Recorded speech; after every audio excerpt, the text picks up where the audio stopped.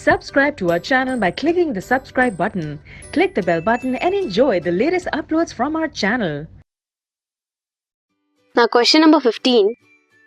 P square plus 2PQ plus Q square is equals to 1. Explain this algebraic equation on the basis of Hardy-Weinberg principle. Binomial expansion है.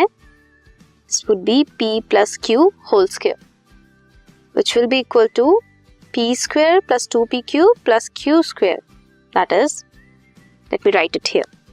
P plus Q whole square is equals to P square plus 2PQ plus Q square. According to Hardy-Weinberg law, it will be equal to 1.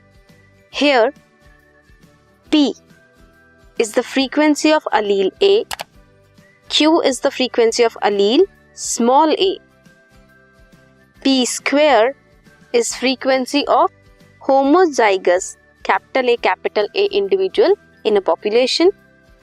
Q square is frequency of homozygous recessive individual जिसके पास recessive allele है. And 2PQ is frequency of heterozygous individual.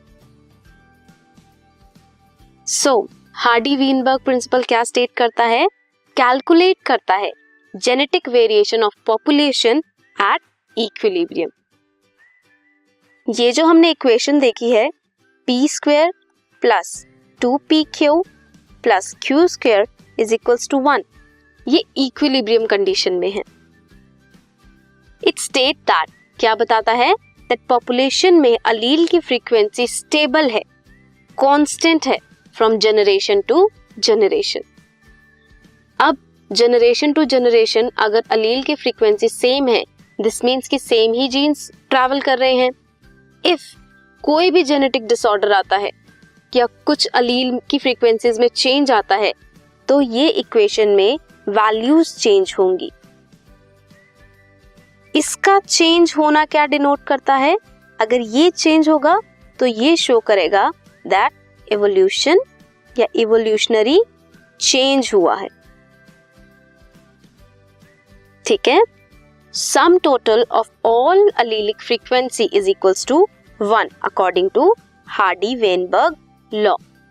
If P and Q allele की जो frequency है वो हमें पता है, P की पता है, Q की पता है या इनमें से किसी की भी पता है, तो हम किसी तीसरे जीनोटाइप की फ्रीक्वेंसी को निकाल सकते हैं कितनी है. By this equation we can measure the differences in frequencies of observed genotype measured from the frequencies predicted by the equation. अगर डिस्टर्बेंस हो जेनेटिक इक्विलिब्रियम में, अगर जेनेटिक इक्विलिब्रियम में कोई डिस्टर्बेंस है, वो इवोल्यूशन कॉज करता है, वो इवोल्यूशन करता है.